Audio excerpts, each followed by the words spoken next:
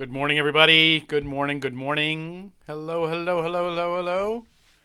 Hello. How is everybody this morning? Hope you are well and great. Good morning. Good morning.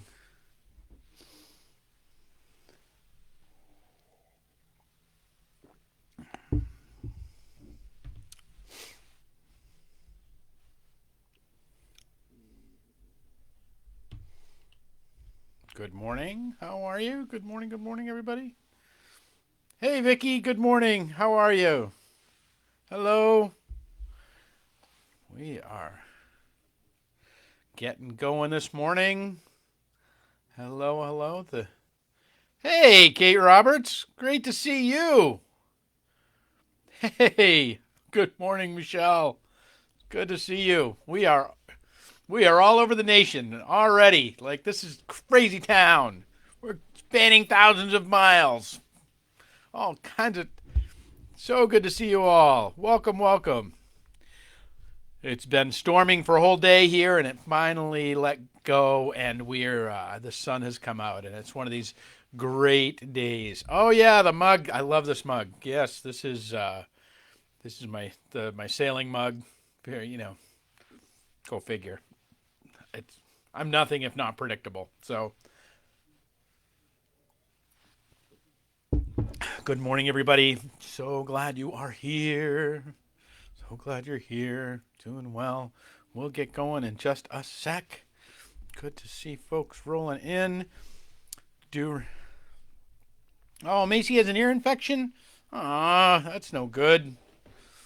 Ah, poor little honey. So, she is still due a blessing too. So, I've got a cord under my feet here. So she's still due a blessing too. We had our blessing in the animal service on Sunday. Very fun. We made the paper. If anybody noticed that, I didn't. If you go to the Herald News here in Fall River, some of the pics, or the link is also posted on the Facebook page. Kind of fun. Some great images there. Good morning, Donna. Hey, good morning, Lori. Hope you're feeling better. Hope things are going all right. Welcome, everybody. Welcome, welcome. It is the 14th day of October at 11:11, and I am so glad each one of you are here. That we are on this journey together. That we are a part of this this saga now. I think it is a saga. I think if you do something for 6 months, it gets to be a saga. It gets to be one of these long, great stories that we have told one another and that we've been a part of with each other. So if you're new to the journey, if you've been a part of the journey, either way, I am glad that each one of you are here. That you're a part of what we have this morning and each morning, that we can come here live and check in with each other and be encouraged. Um, oh, Macy's in a lot of pain. That is awful. Boo. So yes, we will hope that she can get some care and some. Um, oh, that's so. Yeah. So we'll. All right. So this morning I want to shift gears a little bit this morning. I want to do something a little bit different than what we normally do. But I feel like sometimes we can get in a rut with just kind of the ruminating on the day or the thinking about what's happening and the things that are going on and good. Glad you're feeling better, Lori. That and that. So I want to kind of offer you something. In my spiritual journey, there have been some tools that have come along that have helped me in understanding me, which that's what it's all about, right? No, I mean, no, I'm just saying it's that one of the things about the spiritual path is that self knowledge is important. Like understanding how you are wired, and I think it starts right from the this 139th Psalm. So I want to read you a good portion of that this morning because it's just so beautiful. And if you can just kind of hear it and just let kind of some of the beauty wash over you of it, and just let this come into you a little bit, and maybe pierce the busyness of your morning, and hear this promise. These and remember, I'm reading song lyrics. These were that the Psalms were all hymns. They were all meant to be sung, and that so in a bit you lose a bit of the translation there, but hear the beauty of these words. You have searched me, Lord, and you know me. You know when I sit and when I rise. You perceive my thoughts from afar. You discern my going out and my lying down. You are familiar with all of my ways. Before a word is on my tongue, you, Lord, know it completely. You hem me in behind and before. You lay your hand upon me. Such knowledge is too wonderful for me, too lofty for me to attain. Where can I go from your spirit? Where can I flee from your presence? If I go up to heavens, you are there. If I make my bed in the depths, you are there. If I rise on the wings of the dawn, if I settle on the far side of the sea, even there your hand will guide me. Your right hand will hold me fast. If I say, surely the darkness will hide me and the light will become night around me, even the darkness will not be dark to you. The night will shine like the day, and the darkness is light to you. For you created my inmost being. You knit me together in my mother's womb. I praise you because I am fearfully and wonderfully made. Your works are wonderful. I know that full well. Oh, friends, it's so good. It's so good. It's so beautiful that these words of David in the 139th Psalm. And the thing is what I want you to hear in here is that this song starts with this searching of us, you and me, that we have been searched. You have searched me, O Lord, and you know me. And then there is all that, and then it is the knowing of all of our fleeings. Like, this is the thing. If I go to the depths of hell, if I rise to the heights of heaven, if I go across the sea, how many times that we hide ourselves from God in our journey. How many times we hide ourselves from one another in our journey. There's this thing that's come up in church circles where they talk about like worship, or they talk about churches becoming seeker sensitive, that where we're that people who are seeking to be a part of a church or seeking to be, that we need to be seeker sensitive. And there's a lot of literature out there. I'll save you all of it. But this whole idea that there are people out there seeking God, friends, I don't know about you, but most of my life has been in the business of hiding. And in fact, if you look at the origin stories, what were Adam and Eve doing in the garden after they ate the fruit? They hid from God. The first sin is our hiding. And in fact, then it's our hiding from, not just from God, but our hiding from each other. Again and again, we're much more in the business of hiding. And yet this psalm lays out this notion that we're in this whole sense of being opened up and known in all of the different ways. Why are we known in all the different ways? Because we were created that way. And the way we are created is known to God in the depths of our being. That's the trick here. See, we think we have some little sin going on, or some little badness going on, or some little thing that we can't articulate, or we can't heal from, or we can't.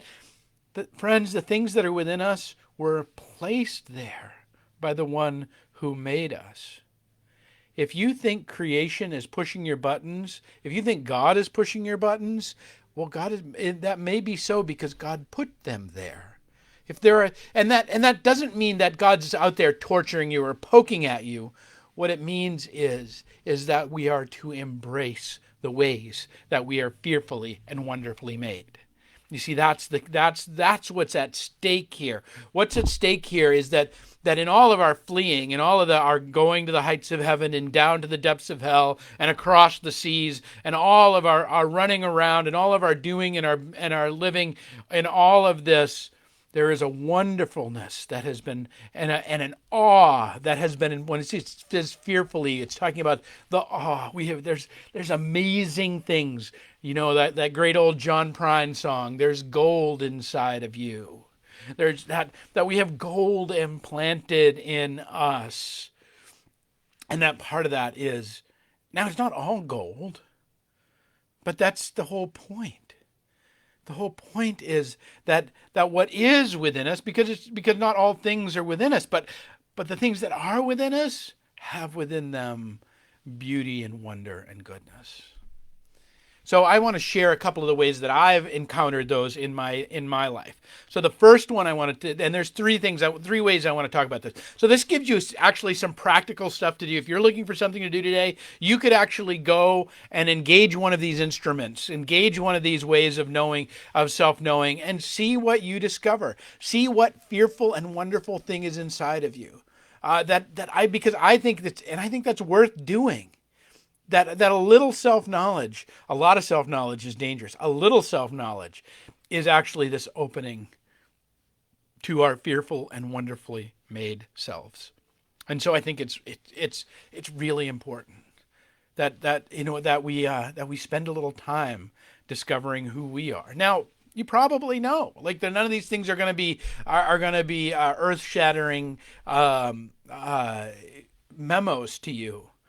But what they might bring you is a way to encounter yourself, yet you can stop hiding, that you can stop pushing to the edge your fear, your anger, all those things that you would rather not have discovered, and bring them in and let God bring out of them the very gifts that are implanted there. Because if there's something that you're struggling with, my guess is there's that what you're actually doing is refining that ore and that crass and that brokenness into something beautiful and good and whole. That's the process that God's at work with all of us. So the first one I want to talk about is what's called the Myers-Briggs Type Indicator. Now, again, the other thing about this before I get going is that none of these are like, they're not gonna change. They're not panaceas of everything in your life. Like, they're a snapshot through a particular window, through a particular lens that might give you a little insight into a part of a thing.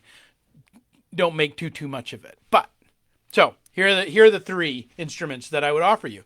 The first one is called the Myers-Briggs Type Indicator. It's often called MBTI. If you just put that into a Google search bar, you will get more stuff. There are a ton of free tests out there, or you can go pay $5 and get the actual instrument. But largely, you can take. There's free tests out there all over the web.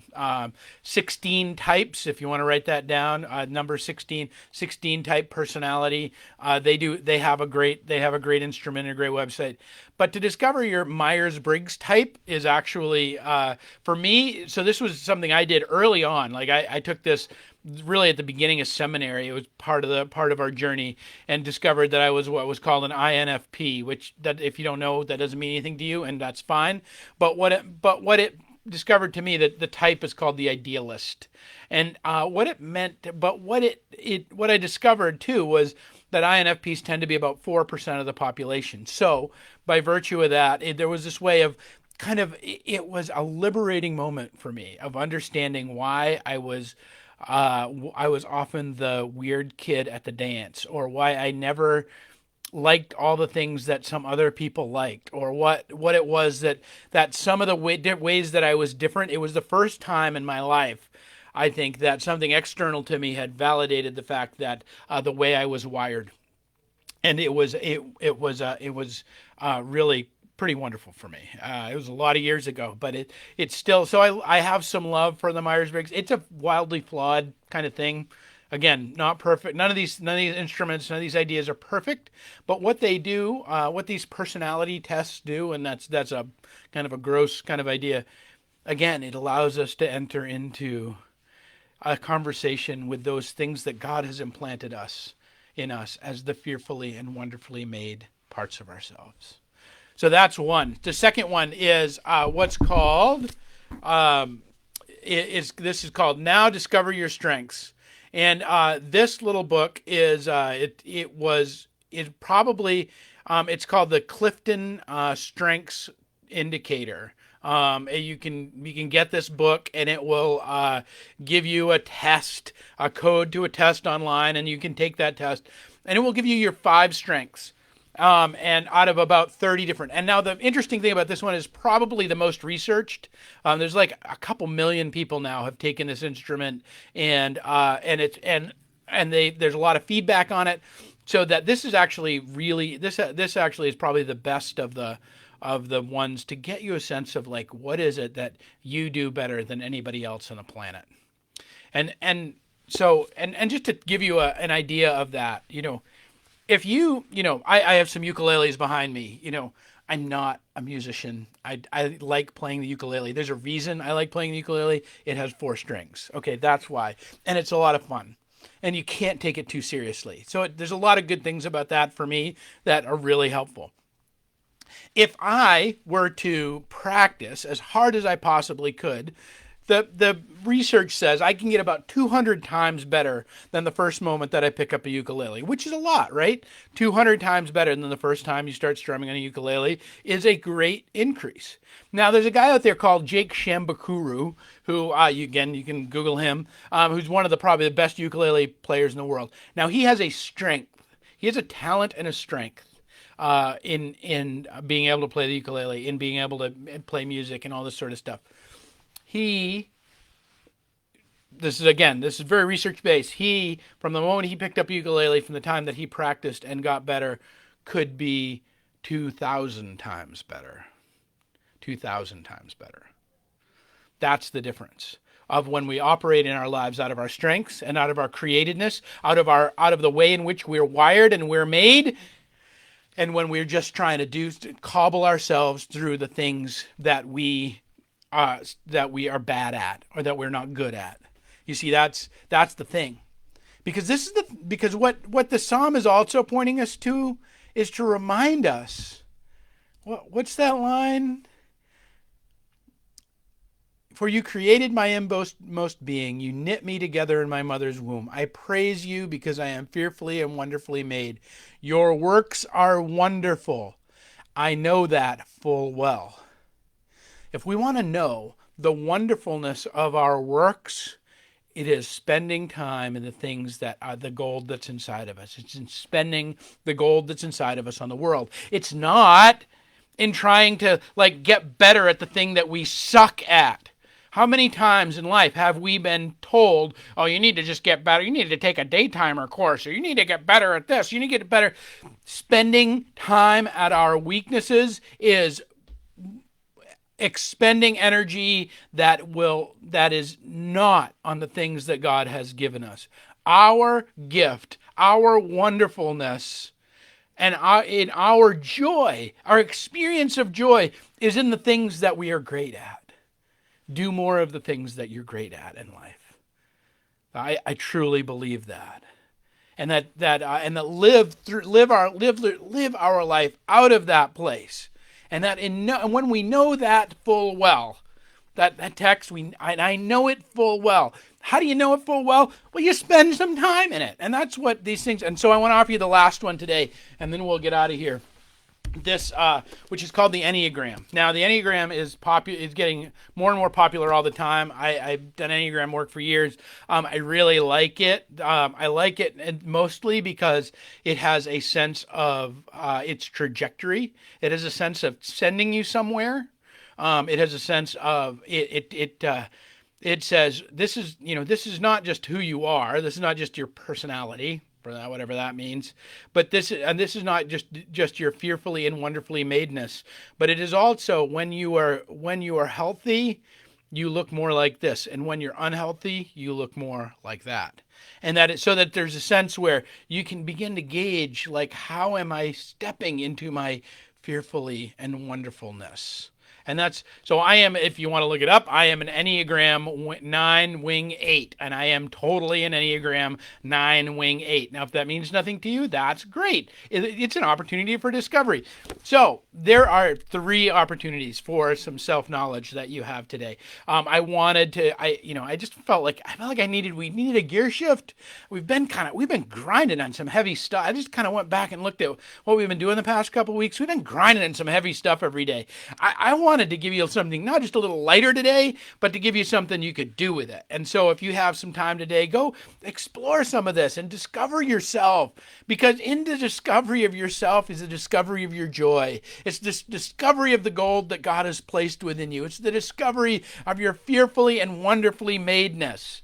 And there's nothing in there that can be overcome by your darkness. This is the power of that psalm. No matter where you go, no matter in the depths of hell and your brokenheartedness and your depression and your loss and your pain, or in the heights of heaven and your triumph and your what a good boy am I or a good girl am I moments, or in your fleeing across the sea, no part of ourselves that we try to disconnect from the one who made us can actually leave that. But wherever we go, there God is with us in the mix, knowing full well the beautiful and wonderful and awesome things that dwell within you. That, oh, by the way, friends, in the world that we live in right now, and the world as it is, so desperately need you to spend upon it.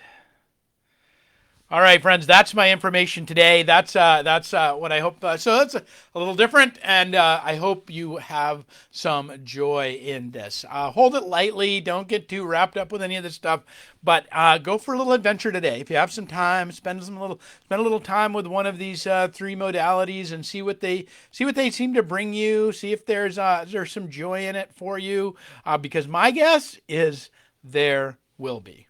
My guess is that God has a gift for you in this exploration. And so that's our 11:11 for today. I hope you have a wonderful day, and I am so pleased to hear that all of you are here. Jamie went through her procedure well. For those of you who've been praying for Jamie, wanted to just let you know she is doing well. Please keep Macy Dog in your prayers. She is not feeling good these days. So that is her journey. Michelle, ENFPT. I probably could have guessed that. That's awesome. So thanks for playing along. All right, friends, we'll be back tomorrow. Oh, last thing tonight. If you are in the Fall River area, please come out and have dinner. You get dinner. And you get a talk by a guy by the name of Leo Martin, who's going to talk about the 51 people who changed the world. They're going to talk about the original pilgrims that landed in Plymouth. This is the 400th year anniversary of the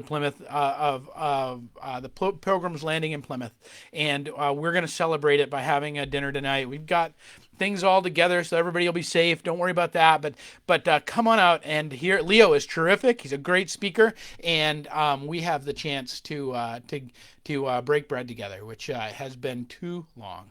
So you are all invited, please. There's no cost. The meal is great. We've got some awesome Italian coming in. It'll be a good day. All right, friends. Peace and grace to you all.